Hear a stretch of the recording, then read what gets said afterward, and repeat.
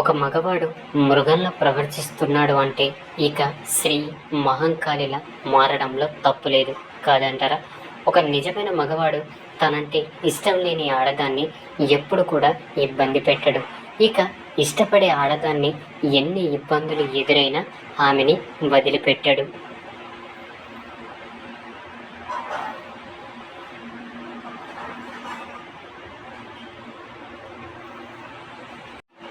ఒక నిజమైన మగవాడి లక్షణం స్త్రీని వేధించడం, బాధించడం కాదు, ప్రేమతో సాధించుకోవడం. గుర్తుంచుకోండి, అల్లుడు మంచివాడు అయితే ఇంటికి ఇంకో కొడుకు వచ్చినట్లే.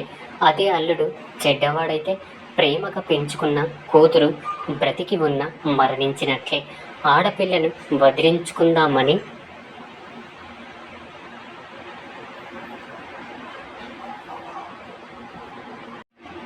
ఎవరెవరికో ఇచ్చి పెళ్ళిళ్ళు చెయ్యకండి. ఒక్కసారి పెళ్ళైతే తన ఇంటికి తానే పరాయవుతుంది.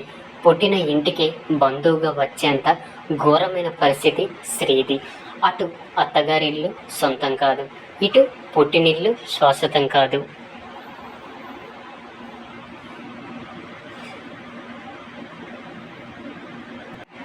కూతురు సంతోషం కోసం కులాన్ని, మతాన్ని, స్థాయిని వదిలేసిన నాన్నల కంటే నాన్న పరువు కోసం తాలికి తల వంచి కనిపించకుండా ఏడుస్తున్న కూతుళ్ళే ఎక్కువ కాదంటారా?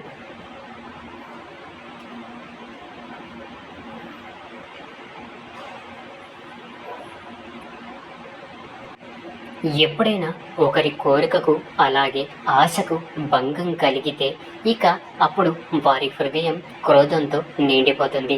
తన నిరాశకు అలాగే బాధకు కారణమైన వ్యక్తిని దండించే ప్రయత్నం చేస్తాడు. అయితే ఇలా మన కోరికకు ఆశకు భంగం కలగడం అనేది ఎప్పుడు ఇంకొకరి అపరాధమే అవుతుందా?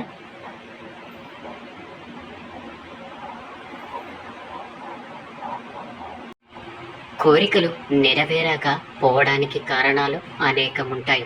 కొన్ని కోరికలు అనుకోని విధంగా సఫలం కాకుంటే ఇక మరికొన్నింటికి విధి కారణం కావచ్చు. అయినా అప్పుడప్పుడు కోరికల స్వరూపం ఎలా ఉంటుంది అంటే అవి సఫలం కాలేనివై ఉంటాయి.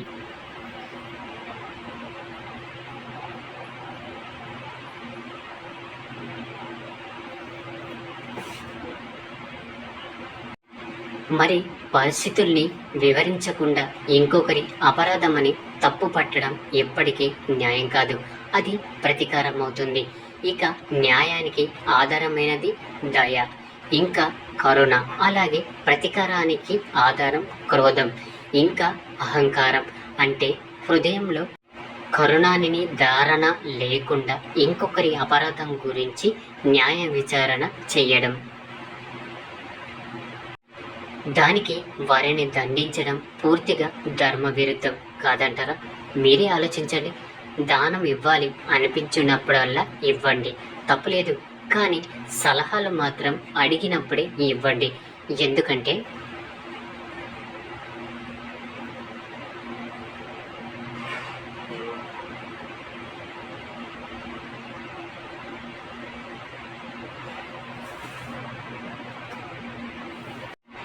ఉచిత సలహాలకు ఎవ్వరు విలువనివ్వరు. కాబట్టి అర్థమైందనుకుంటా. ప్రేమించడం గొప్పేం కాదు, విడిపోతే అన్ని తట్టుకొని నిలబడడం గొప్ప. ఇప్పుడు మీతో ఉండేవాళ్ళు ఎప్పుడు మీతోనే ఉండేవాళ్ళు అనుకుంటే అది ఖచ్చితంగా మీ పొరపాటే అవుతుంది.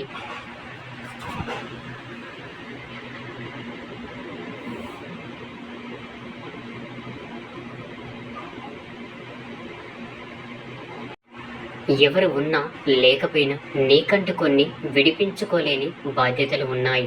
ప్రేమలో బాధ్యత ఉంటుందో లేదో తెలియదు, కానీ బాధ్యతలో మాత్రం ఖచ్చితంగా ప్రేమ ఉంటుంది. అందుకే వివాహమైన కొత్తలో మా అమ్మాయిని తెలుసుకునే బాధ్యత మీపైనే పెడుతున్నామయ్యా అంటారు. గుర్తుంచుకోండి, బాధ్యతల్ని వదులుతున్న మనిషి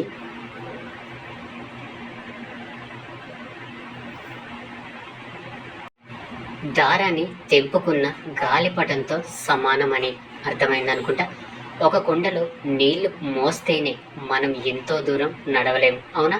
అలాంటిది ఎన్నో బాధల్ని, ఎంతో దుఃఖాన్ని, ఎన్నో అవమానాల్ని మోస్తూ ఇంకెంత దూరం అని వెళ్ళగలవు.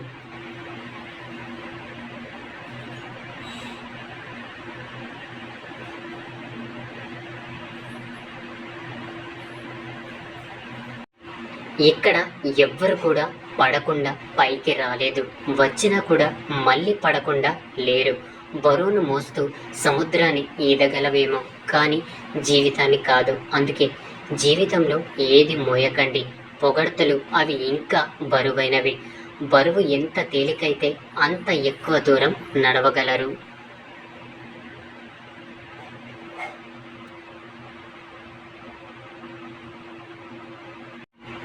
గుర్తుంచుకోండి, రొమ్ము చూపి ఆకాశానికి ఎదురెళ్లే ధైర్యం పక్షికి ఇచ్చాడు. తనువును నరికిన మళ్ళీ చిగురించే గుణం చెట్టుకే ఇచ్చాడు. నారాయణుడికి బాగా తెలుసు ఏది ఎవ్వరికి ఇవ్వాలో. అందుకే నీతో కొండలేమి మోయనివ్వడం లేదు. ఇప్పుడు నీకున్న కష్టాలన్నిటినీ తట్టుకోగలవు అని ప్రగడంగా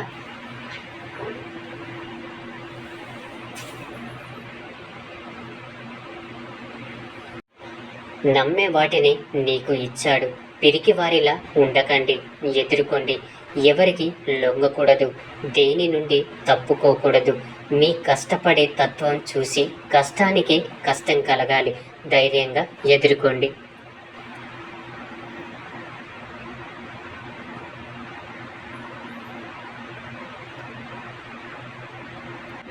మనతో ఉండలేక నటించే వాళ్ళ కంటే నటించలేక వదిలి వెళ్ళిన వాళ్ళకే ఎక్కువ కృతజ్ఞతతో ఉండాలి. గుర్తుంచుకోండి, డబ్బుకు మించిన కోరికలు ఉన్నా, ఆకలికి మించిన తిండి తిన్నా నిద్ర పట్టదు. అర్థమైందనుకుంటా.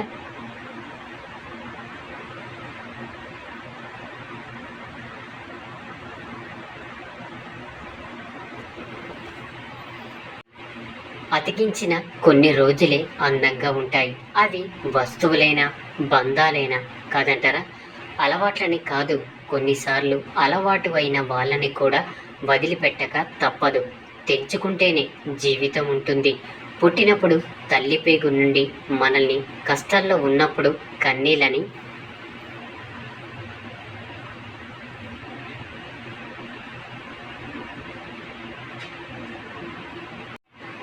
బాధల్లో ఉన్నప్పుడు బరువుని, ఎంతో కాలం లేని ప్రేమని చూపించాను లేరు. ఉన్న ప్రేమని దాచుకొను లేరు. కాస్త ఓపికతో ఉండండి, అంతా మంచి జరుగుతుంది. ఇక అందరూ నాతో పాటు ప్రేమతో ధ్యానించండి. రాధాకృష్ణ.